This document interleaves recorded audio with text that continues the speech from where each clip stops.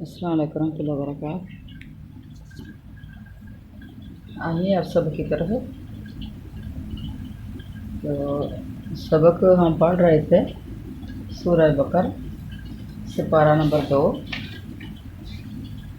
और आयत नंबर 146 पढ़नी है आज।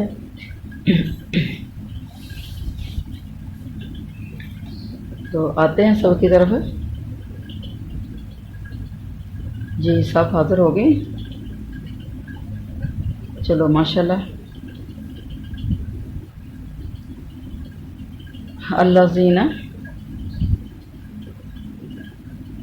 वो लोग, आताइनाहु, जिनको हमने दी है किताब, किताब अताइना अता करने से, देने से।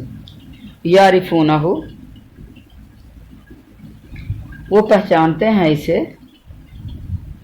वो की ज़मीर उस तरह जाती है जिसकी बात हो रही होती। कमा यारिफूना, जैसे वो पहचानते हैं अबनाअहम, अपने बेटों को। यानी नबी करीम अलैहिस्सलाम की बात हो रही है कि ये हमारे नबी को ऐसे पहचानते हैं जैसे अपनी औलाद को पहचाना जाता है। व इन्ना, और बेशक, फ़रीक़न, एक ग्रोह, मिनहुम, इनमें से, ला यक्तुमून अल हक़्क़ा, यकीनन वो यक्तुमूना का तमाशा लफ्ज़ है, छिपाते हैं हक़ को। वहम यालमून, हालांकि वो जानते हैं। हक़ को छिपाते हैं हालांकि वो जानते हैं। हक़ को छिपाने वाले कौन हैं? यहूदी उलमा। इरशाद होता है कि उलमाए अहले हक़ रसूल करीम सल्लल्लाहु अलैहि वसल्लम की लाई हुई बातों की हक़ानियत को इस तरह जानते हैं जिस तरह बाप अपने बेटों को पहचाने। ये एक ऐसी मिसाल है जो मुकम्मल यकीन के वक्त अरब लोग दिया करते थे। और एक हदीस में भी है कि एक शख्स के साथ एक छोटा सा बच्चा था। आप सल्लल्लाहु अलैहि वसल्लम ने इससे पूछा, ये तेरा लड़का है?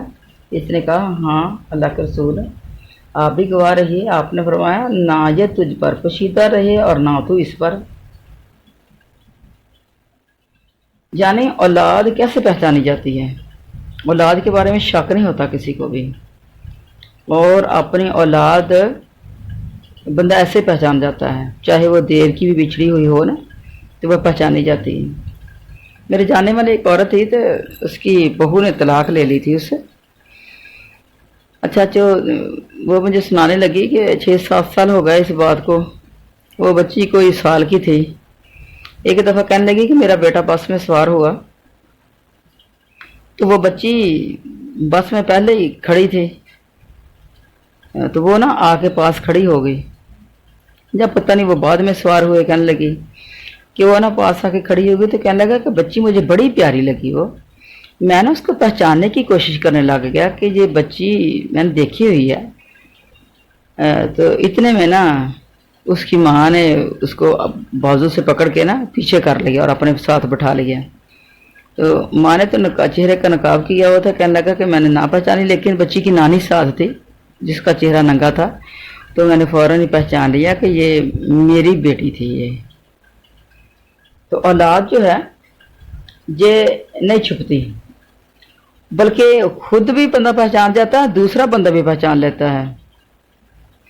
यानी अगर किसी का बच्चा है ना, तो वो दूसरा बंदा देख के पहचान लेगा कि ये फ़लाँ ख़ानदान का है, फ़लाँ घर के से तल्लुक़ रखता है। उसके चेहरे से, उसके नकूश से भी दूसरा भी पहचान लेता है उसको। तो एक मतलब हज़रत उमर फ़ारूक रज़ियल्लाहु ताला अन्हु ने हज़रत अब्दुल्लाह बिन सलाम से, जो यहूदियों के ज़बरदस्त अलामा थे, पूछा, क्या तू हज़रत मोहम्मद सल्लल्लाहु अलैहि वसल्लम का ऐसा ही जानता है जिस तरह अपनी औलाद को पहचानता है? जवाब दिया, हाँ, बल्कि इससे भी ज़्यादा, इसलिए कि आसमानों का अमीन फरिश्ता ज़मीन के अमीन शख्स पर नाज़िल हुआ और इसने आपकी सही तारीफ बता दी। यानी हज़रत जिब्राइल अलैहिस्सलाम हज़रत ईसा अलैहिस्सलाम के पास आए और फिर अल्लाह ताला ने इनकी सिफ़तें बयान फरमाई जो सब की सब आप में मौजूद हैं। फिर हमें आपके नबी बरहक होने में क्या शक रहा? हम आपको बिजक नगाह क्यों ना पहचान लें, बल्कि हम अपनी औलाद के बारे में तो शक है और आपकी नबूवत के बारे में शक नहीं है। तो जिस तरह एक बड़े मजमा में एक शख्स अपनी औलाद को पहचान लेता है, इसी तरह अहले किताब ने भी हमारे नबी को पहचाना, क्योंकि उनके अंदर तमाम सिफात मौजूद थीं जो उनकी किताबों में आ चुकी थीं। لیکن جاننے کے بعد بھی پھر یہ انجان بن گئے۔ تو یہ فرما رہے ہیں اللہ تعالیٰ کہ اس علم حق کے پھر بھی یہ لوگ اسے چھپاتے ہیں، جب ان کے پاس حق کا علم آ گیا پھر بھی اسے چھپاتے ہیں۔ پھر اپنے نبی صلی اللہ علیہ وسلم اور مسلمانوں کو ثابت قدمی کا حکم دیا ہے کہ خبردار تم ہرگز حق کے حق ہونے میں شک نہیں کرنا آپ نے۔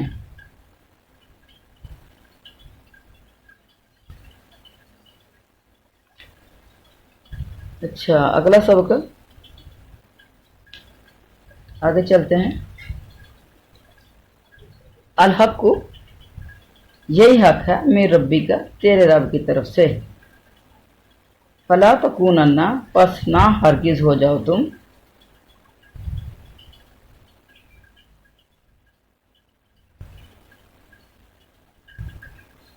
جی یہیں سے من الممترین شک کرنے والوں میں، یعنی تم شک کرنے والے میں نہ ہو جاؤ۔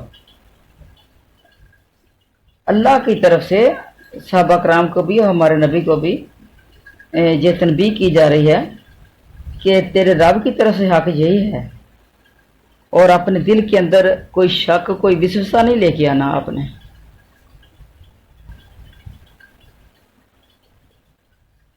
آگے چلتے ہیں۔ وَلِكُلِّ وِجْهَةٌ اور ہر ایک کے لیے ہے وجہ ایک سمت، ہوا وہ مولیہا منہ پھیرنے والا ہے اس کی طرف، فاستبقوا الخیرات سو ایک دوسرے سے آگے بڑھو، فاستبقوا لفظ سبقت لے جانے سے، سبقت لے جانا آگے بڑھ جانا، خیرات نیکیوں میں، تو نیکیوں میں ایک دوسرے سے آگے بڑھنے کی کوشش کرو، آگے بڑھو۔ آئینہ جہاں کہیں ہو، ما تکونو تم ہوگے، یاتی لے آئے گا، بکم اللہ تمہیں اللہ، جمیعہ سب کو، ان اللہ بے شک اللہ علی کل شیء قدیر ہر چیز کے اوپر پوری طرح قادر ہے۔ تو ہر مذہب والوں کے لیے اللہ تعالیٰ فرما رہے ہیں کہ ایک قبلہ ہے، اور حضرت عبداللہ بن عباس بھی فرماتے ہیں کہ سچا قبلہ جو ہے جس پر وہ ہے جس پر مسلمان ہیں۔ اس کے علاوہ ایک اور صحابی ابو العالیہ کا قول بھی ہے کہ یہود کا بھی قبیلہ ہے، نصرانیوں کا بھی قبلہ ہے، یہودیوں کا بھی قبلہ ہے، نصرانیوں کا بھی قبلہ ہے، اور تمہارا بھی قبلہ ہے، لیکن ہدایت اور قبلہ وہی ہے جس پر اے مسلمانوں تم ہو۔ اچھا، ایک اور بھی حدیث ہے کہ ہر قوم جو کعبہ کو قبلہ مانتی ہے وہ بھلائیوں میں آگے نکلنے کی کوشش کرے، سبقت کرنے کی کوشش کرے۔ اور پھر ایک جگہ اور بھی ہے لکلی جو اللہ منکم شرعا، ہر شخص اپنی اپنی راہ پہ لگا ہوا ہے، پھر فرمایا کہ وہ تمہارے جسم اور بدن مختلف ہو جائیں، تم ادھر ادھر بکھر جاؤ، لیکن اللہ تعالیٰ تمہیں اپنی قدرت کاملہ سے اس جگہ پہ جمع کر لے گا۔ وَمِنْ حَيْثُ اور جہاں سے بھی خراجتا تو نکلے، فولی تو پھیر لے، وجہ کا اپنا چہرہ، شطر المسجد الحرام مسجد حرام کی طرف، وَإِنَّهُ اور بے شک وہی لَلْحَقُ حق ہے، مِن ربی کا تیرے رب کی طرف سے، وَمَا اللَّهُ اور اللہ نہیں ہے، بِغَافِلٍ ہرگز غافل، عَمَّا تَعْمَلُونَ اس سے جو تم کر رہے ہو، تم جو کچھ بھی کر رہے ہو اللہ تعالیٰ تم سے غافل نہیں ہے۔ اب یہاں تیسری بار بھی حکم ہو رہا ہے کہ روئے زمین کے مسلمانوں کو نماز کے وقت مسجد حرام کی طرف ہی منہ کر کے نماز پڑھنی چاہیے۔ تو یہ 3 مرتبہ تاکید اس لیے کی گئی ہے کہ یہ تبدیلی کا حکم پہلی بار واقع ہوا تھا، اور کچھ لوگ کہتے ہیں کہ یعنی یہ صحابہ کرام سے کچھ روایات ہیں کہ پہلا حکم تو جو کعبے کو دیکھ کر نماز پڑھ رہے ہیں ان کے لیے ہے، دوسرا حکم ان کے لیے ہے جن کے کعبہ جن کے سامنے نہیں ہے، تیسرا حکم ان کے لیے ہے جو پوری روئے زمین پر کہیں رہ رہے ہیں، اور کسی نے کہا کہ پہلا حکم مکہ والوں کے لیے، دوسرا شہر والوں کے لیے، تیسرا مسافروں کے لیے۔ تو یہ ساری اس طرح کی روایات ہیں۔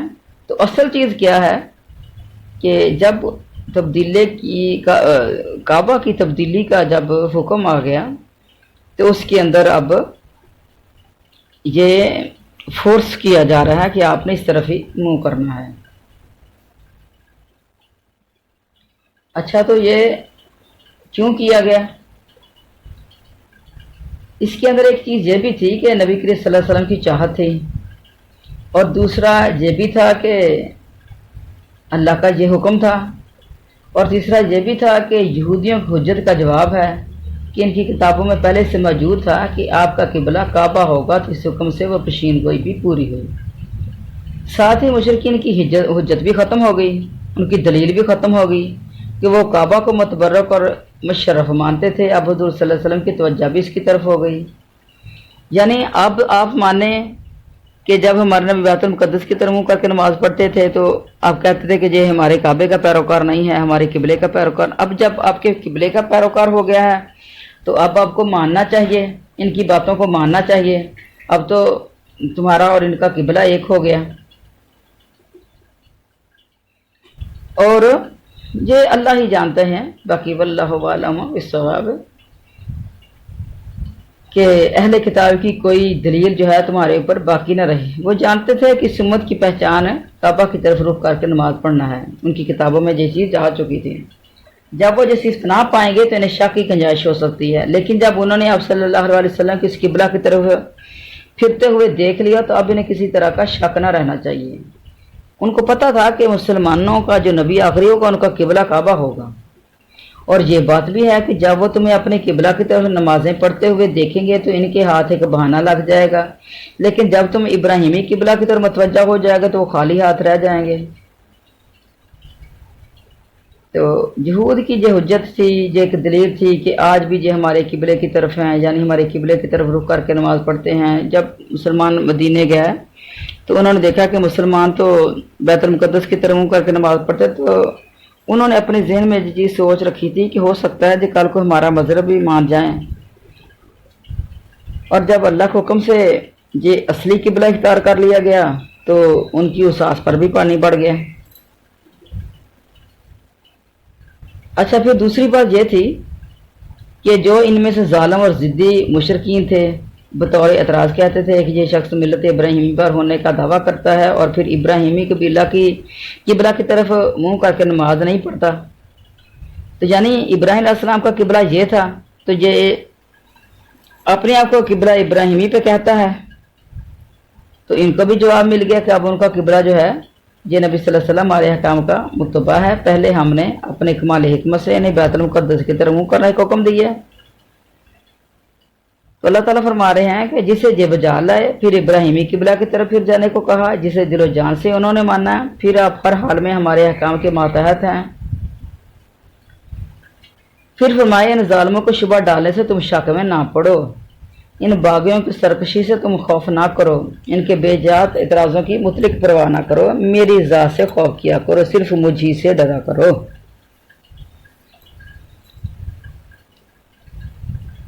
وَمِنْ حَيْثُ،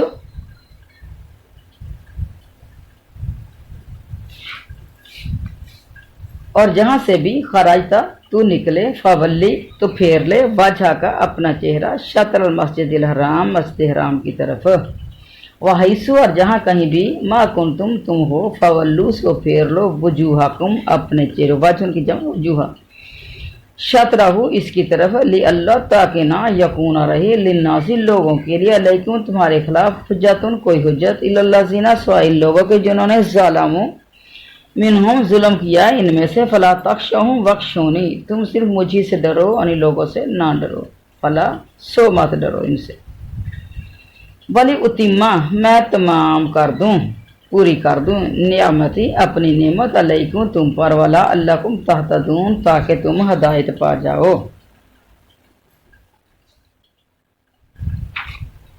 تو اللہ تعالیٰ فرما رہے ہیں کہ مجھ ہی سے ڈرنا ہے، مجھے میری ہی ذات سے خوف کیا کرو۔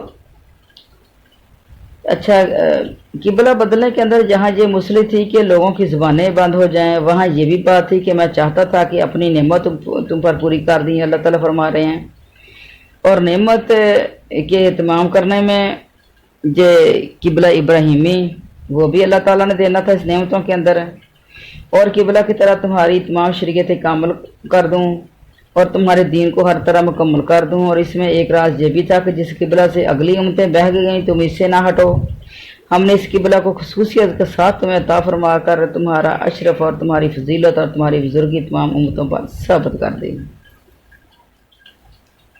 तो ये था राज किबला तब्दीली में।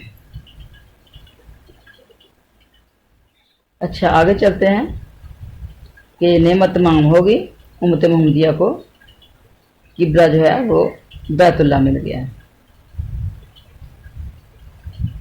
अच्छा, कमा अरसलना, जिस तरह हमने भेजा फीकुम तुम में रसूलन, एक रसूल मिनकुम तुम इसे है, यतलू जो पढ़ता है, अलैकुम तुम पर, आयातिना हमारी आयत, वजो जकीम और तुम्हें पाक करता है, वजो अल्लिमुकुमुल किताबा और तुम्हें सिखाता है किताब, जो अल्लिमु इल्म देना सिखाना, वल हिकमता और हिकमत, हिकमत कहते हैं दनाई की बातें, अक्लमंदी की बातें, वजो अल्लिमुकुम, ये हिकमत से ही हकीम लफ्ज़ है, वयुअल्लिमुकुम और तुम्हें सिखाता है, मालम तकूनु तालमून, जो तुम नहीं जानते थे। अच्छा, रसूल कहाँ से भेजा अल्लाह ताला ने? तुम ही से, तुम में भेजा। कहाँ? तुम में, फीकुम तुम में, रसूलन एक रसूल, मिनकुम तुम्ही में से, तुम में रसूल भेजा और तुम्ही में से भेजा।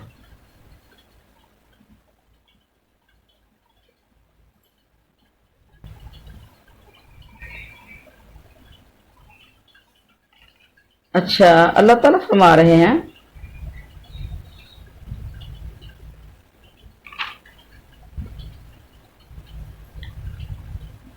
कि जहाँ अपने अल्लाह ताला एक बहुत बड़ी नेमत का जिक्र फरमा रहे हैं कि इसने हमारी ही जिन्स में से एक नबी मबूस फरमाया हमारे ही दरमियान, जो अल्लाह ताला की रोशन और नूरानी किताब की आयतें हमारे सामने तिलावत फरमाता है और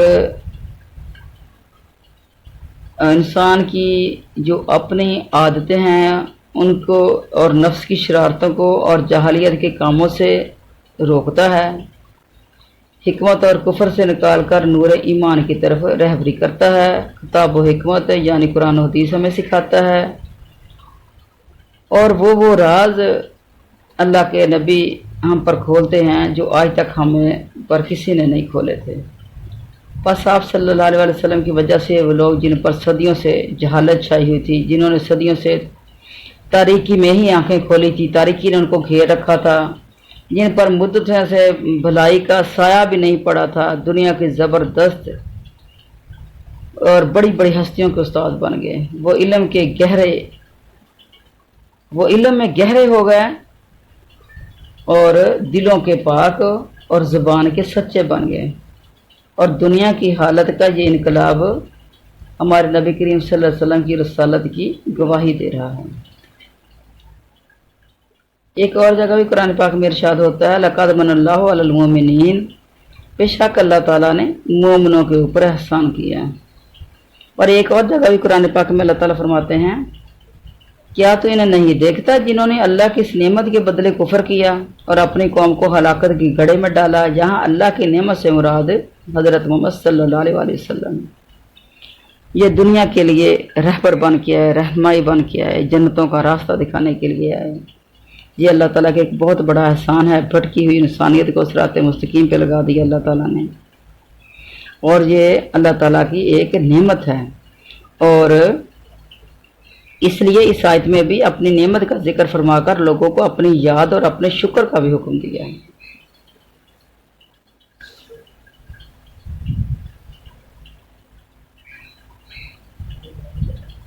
और क्या फरमाया अल्लाह ताला ने, फज़कुरूनी, सो तुम मुझे याद करो, अज़कुरकुम, मैं तुम्हें याद करूंगा, वशकुरू, और तुम शुक्र करो, ली, मेरा, वला तकफुरून, और मेरी नाशुक्री ना करो।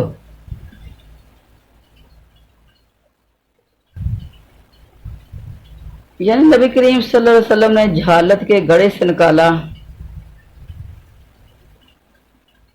अपनी कौम को हलाकत के गड़े से निकाला, तो ये अल्लाह ताला की एक बहुत बड़ी नेमत है। अच्छा, तो शुक्र कैसे करना है और अल्लाह का जिक्र कैसे करना है?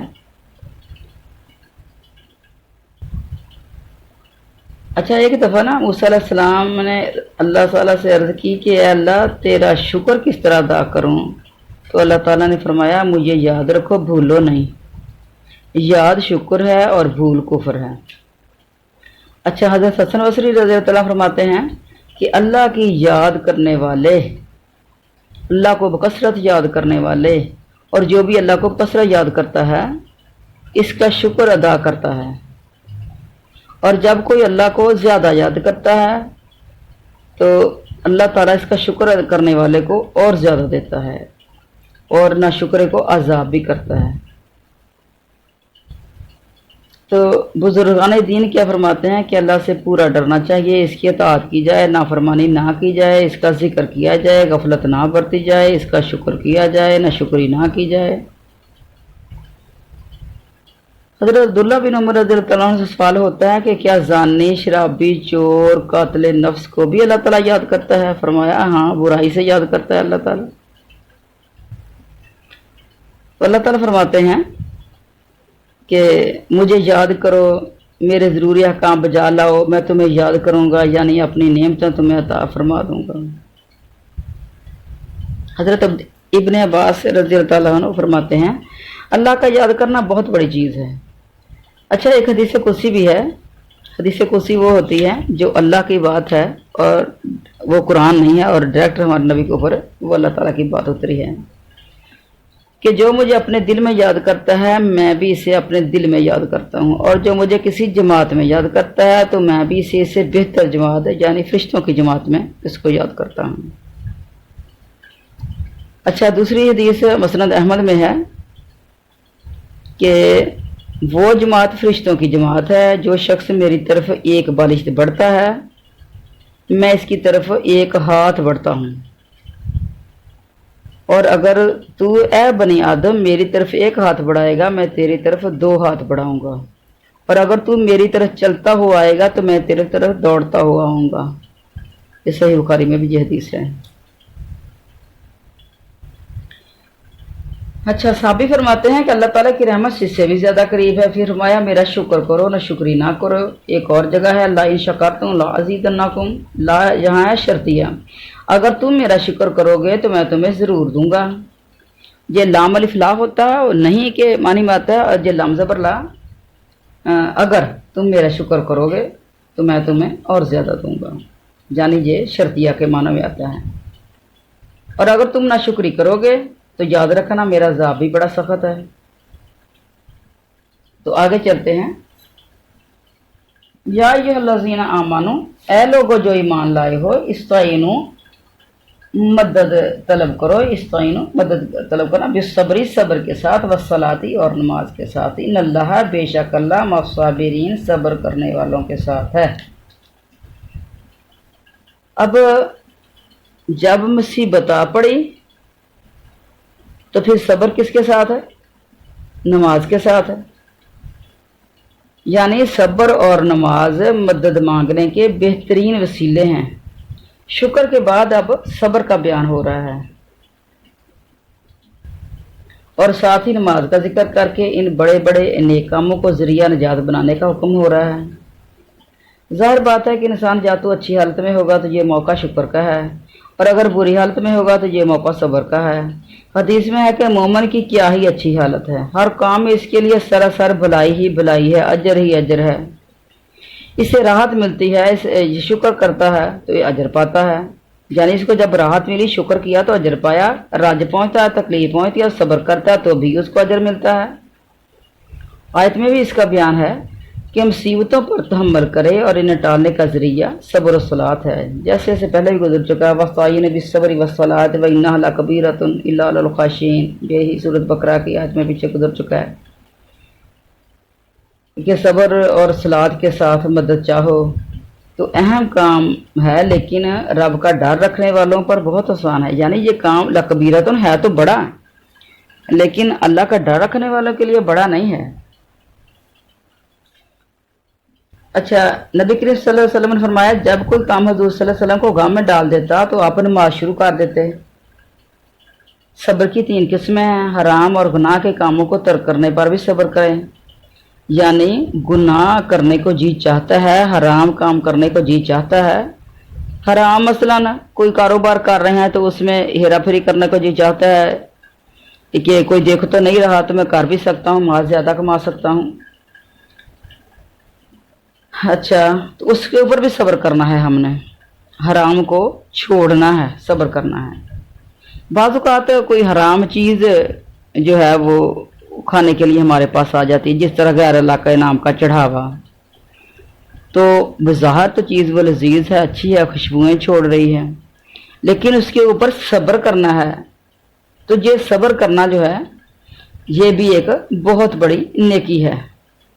अच्छा, दूसरा क्या है? अताअत और नेकी के काम करने पर सब्र करना, ये पहले से ही बड़ा सब्र आ गया। अब जब अल्लाह ताला की अताअत करनी है, नेकी के काम करने हैं, तो सब्र के बगैर नहीं होंगे, क्योंकि अताअत के अंदर हमने अपने नफ्स को मारना है। नेकी करनी है तो अपने जिस्म की मशक्क़त लगेगी, जहाँ माल का लगेगा, तो ये भी फिर सब्र के साथ ही हम करेंगे। जिस तरह आजकल वो सैलाब आए हुए हमारे इलाकों के अंदर, मुल्क पाकिस्तान में, तो जो लोग उनको मदद पहुंचा रहे हैं, उनको राशन पहुंचा रहे हैं, उनको पानियों से निकाल रहे हैं कश्तियों के ज़रिए से, जा तैराकी करके, तो उनको खुद को भी तो तकलीफ़ पहुंच रही है ना, तो वो अपनी तकलीफ़ को बर्दाश्त कर रहे हैं। अताअत और नेकी के कामों को करने पर भी ये सब्र है, और ये पहले सब्र से ज़्यादा मुश्किल सब्र है।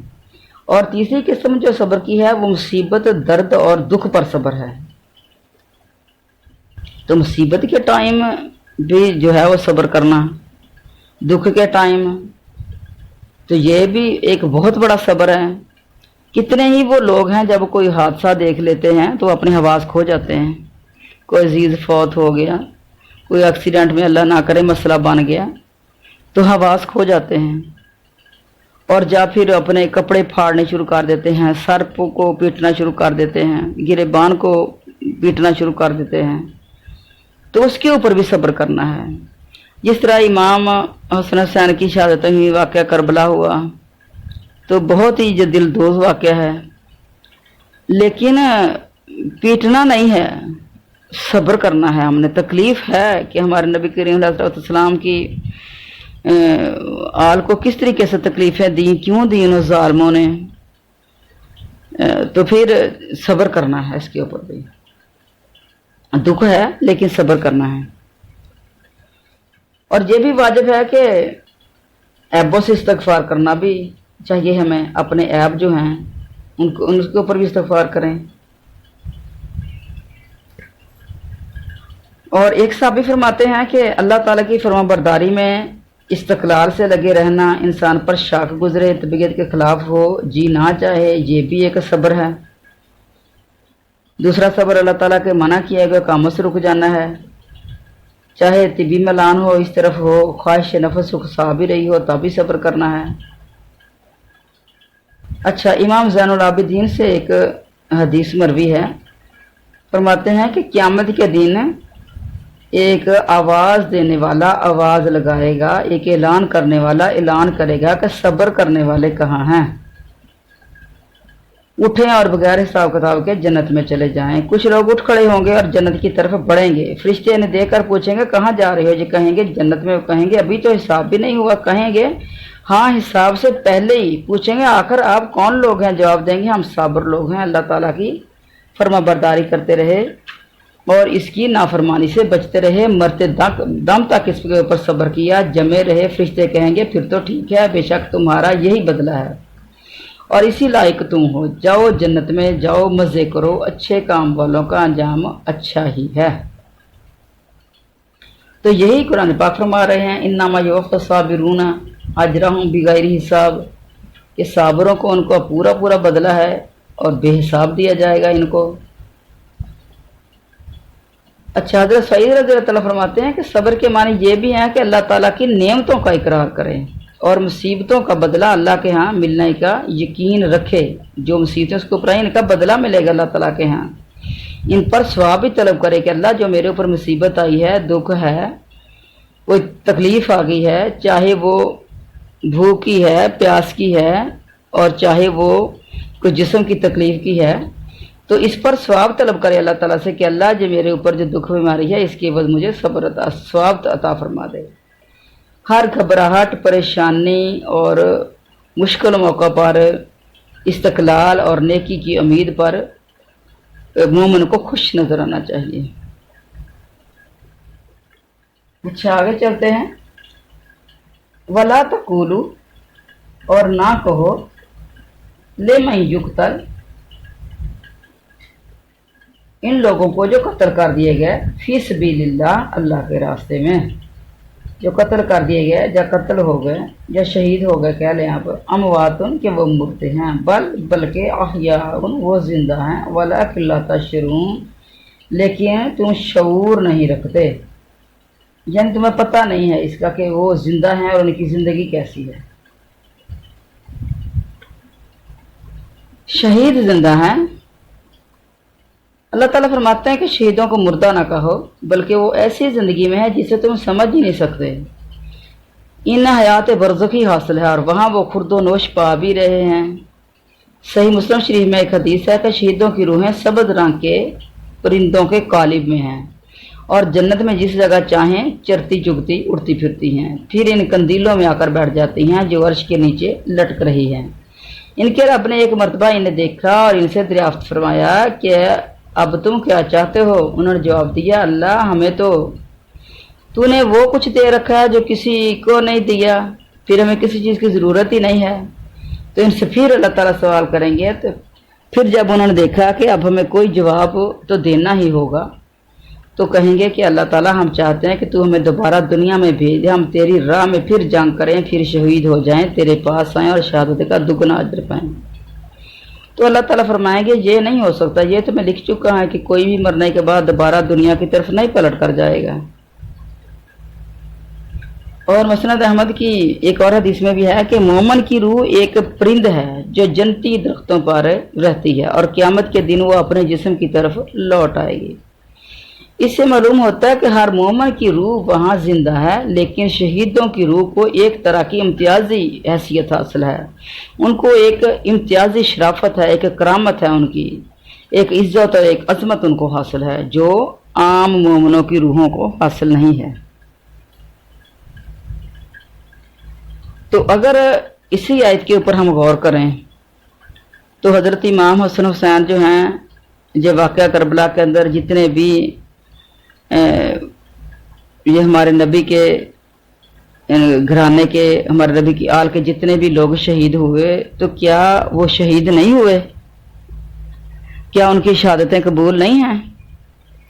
अगर वो शहीद हैं, उनकी शहादतें कबूल हैं, तो फिर उनके ऊपर ये मातम बैन, और फिर जो ना करे उसको मुसलमान ही नहीं समझना, उसको इस्लाम के अंदर ही नहीं समझना, और तरह तरह की बातें करके उनको जो है वो डाउन करने की कोशिश कर रहे हैं कि हम ज़्यादा इस्लाम के ऊपर अमल करने वाले हैं और आप कम हैं। तो शहीदों को मातम बयान नहीं करना, पीटना नहीं है, नूहा नहीं करना शहीदों के ऊपर। और इन नूहा करने वालों ने बकायदा नूहे बनाए हुए हैं कि इन दिनों के अंदर वो नूहे ही गाते रहते हैं, नूहे ही पढ़ते रहते हैं। अच्छा आगे चलते हैं। वला नबलुवन्नकुम, और हम यकीनन ज़रूर तुम्हें आजमाएंगे। ये लाम जो है ये ज़रूर के लिए, यकीनन पक्की बात है, ज़रूर आजमाएंगे। नबलुवन्नकुम लफ्ज़ इब्तला से, बिशैइन किसी चीज़ के साथ, मिनल खौफी खौफ में से, वल जूई और भूख से, व नक्सिम नक्स कहते हैं कमी को, मिनल अमवाल मिन से अमवाल मालों की, माल की जमा है अमवालों मालों से, वल अनफुसी और नफ्स की जमा अनफुसी जानों से, व समरात समर की जमा समरात फलों से, व बशर साबिरीन और खुशखबरी दे दे सब्र करने वालों को। आजमाना किस किस चीज से है? खौफ से, भूख से मालों की कमी, जानों की कमी, फलों की कमी, ये सारी चीज़ें अल्लाह ताला ने मोमिन की आजमाइश के लिए रखी है। तो मोमिन बनने के लिए आजमाइश ज़रूरी है। अल्लाह ताला फरमाते हैं कि वह बंदों की आजमाइश ज़रूर कर लिया करेंगे और ज़रूर कर लिया करते हैं, कभी तरक्की और कभी भलाई के ज़रिए, कभी तनज़ली यानी बंदे के ऊपर जो है वो तंगी आ गई, वो बैक हो गया बंदा, और बुराई से जैसे फरमाते हैं वला नबलुवन्नकुम हत्ता नालमल मुजाहिदीन मिनकुम अस्साबिरीन, यानी हम आजमा कर मुजाहिदों और सब्र करने वालों को मालूम कर लेंगे।